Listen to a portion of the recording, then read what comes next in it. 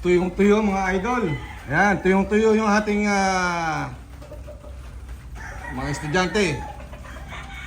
Pero pangatlong linggo na, walang tigil ang ulan. Inilalamig ang ating mga alaga. Hirap na hirap, dami stress. Pero ito, tuyong-tuyo, ano? So, alam nyo na kung bakit tuyong-tuyo yan.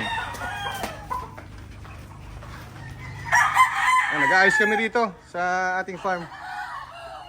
Sobrang hirap pag ganitong pangatlong linggo na, walang tigil ang ulan. Putik, babad sa tubig. Yan, yung mga tropa natin, yan. Nag-aayos tayo dito para medyo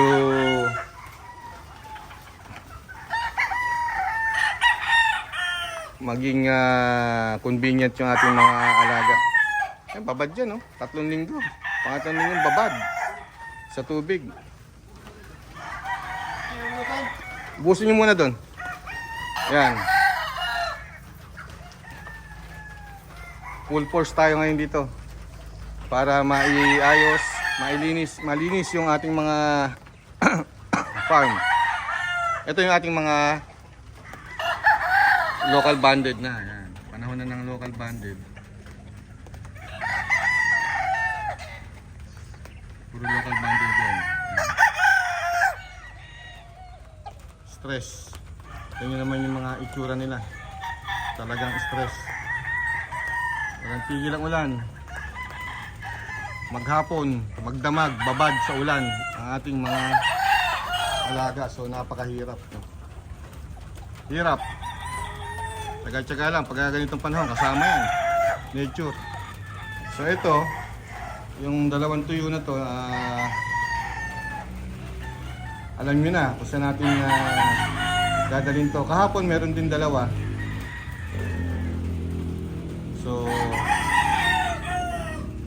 dapat tuyo, ano, hindi sila nababasa. Keep safe nga pala mga idol, no? Sa mga tropa natin, lahat, mga kalaro natin. Keep safe lang sa ganitong panahon. Baha, ulan, walang tigil. Lalo sa ibang lugar. Dito sa amin, medyo maswerte kami ng konti dahil hindi ganong bumabaha. Pero sa ibang lugar, naku po, ingat-ingat at sana mawala na yung mga baha niya sa mga lugar niya. Ayun, hirap po. So imagine nyo, no? 3 weeks na, ganito. Yan, no? Nakaporma pa rin.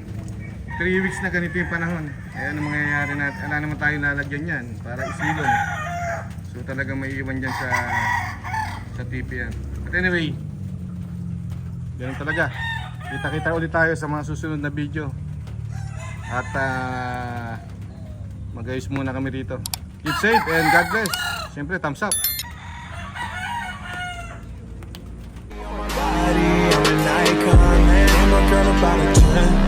I should fuck